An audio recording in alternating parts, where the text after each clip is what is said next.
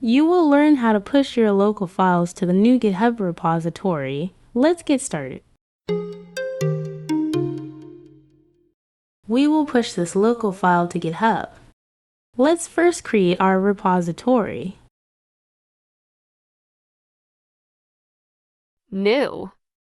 Name your repository.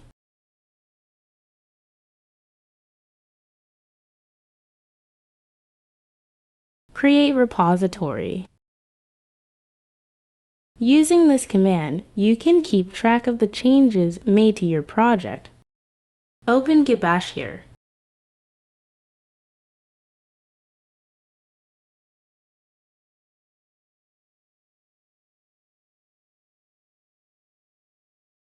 Git commit command is used to save changes in your Git repository. Don't forget to use the git add command as well.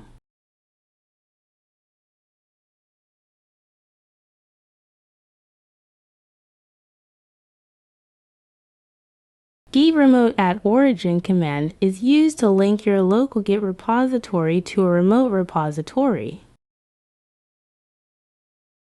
Is used to push your local commits from the main branch to the remote repository.